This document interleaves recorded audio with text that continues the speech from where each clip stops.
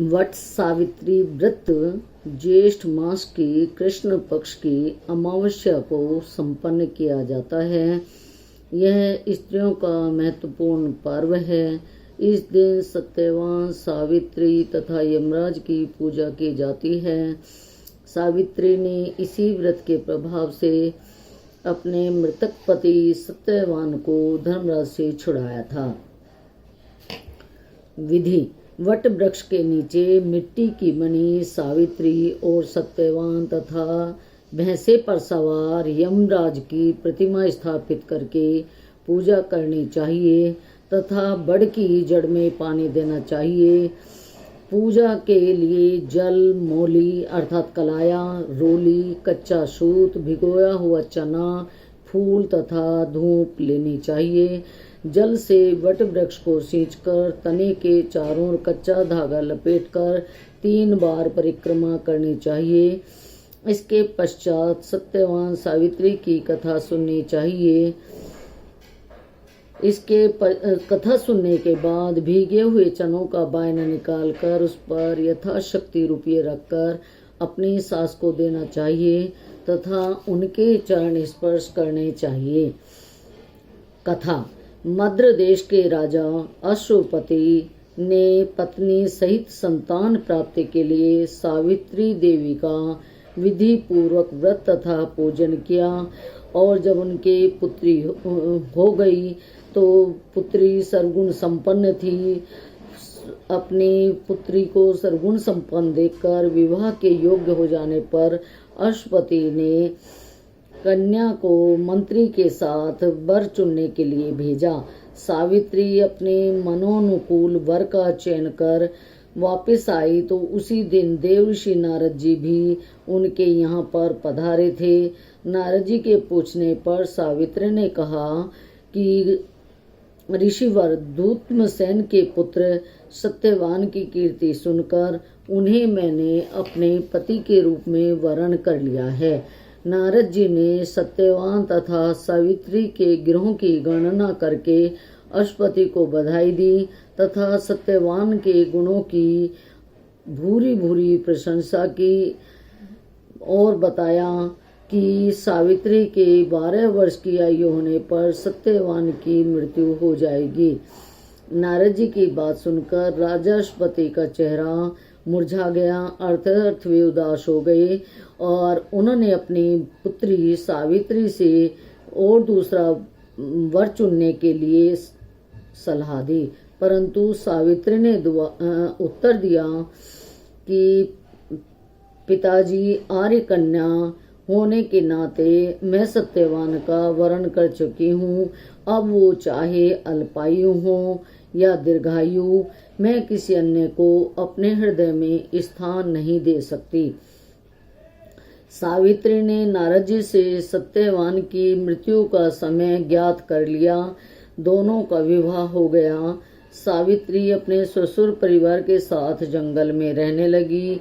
नारद जी द्वारा बताए हुए दिन को गिनती रही और जब 3 दिन ही बचे तब सावित्री ने उपवास करना शुरू कर दिया।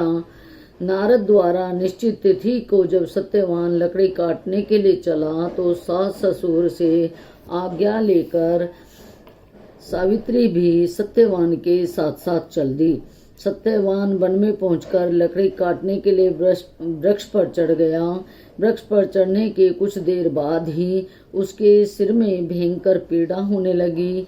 वह नीचे उतर आया और सावित्री ने उसे बड़ के पेड़ के नीचे लिटाकर उसका सिर अपने जांघ पर रख लिया। देखते ही देखते यमराज ने ब्रह्मा के विधान की रूपरेखा के अनुसार सावित्री के सामने स्पष्ट की और यमराज सत्यवान के प्राणों को लेकर चल दिए।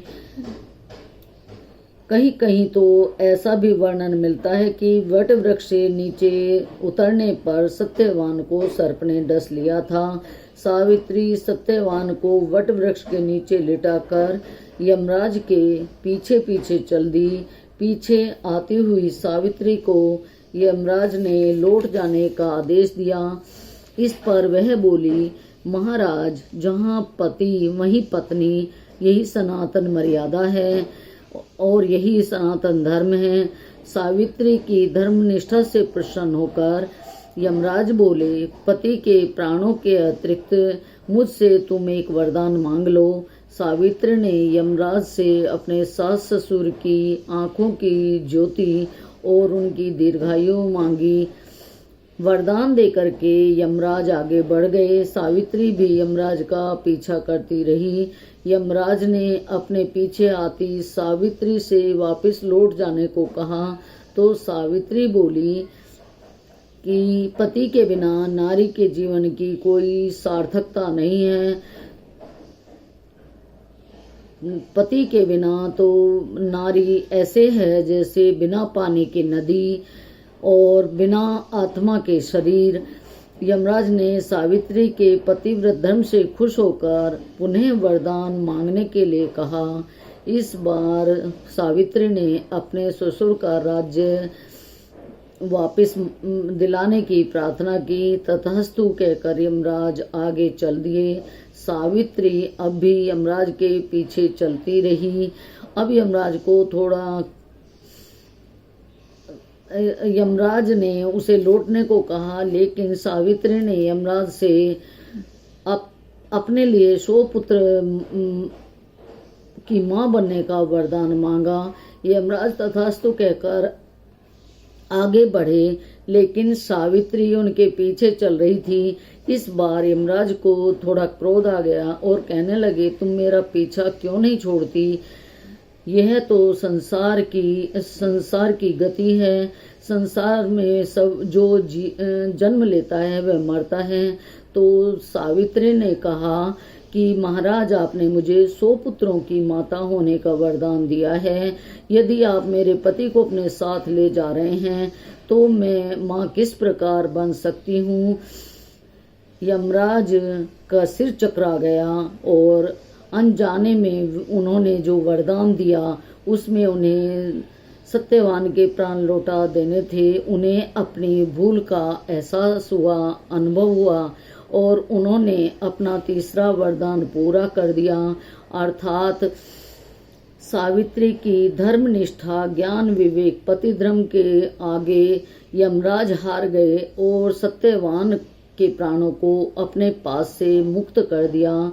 सावित्री सत्यवान के प्राण को लेकर वट वृक्ष के नीचे पहुंची, जहां सत्यवान का मृत शरीर पड़ा था।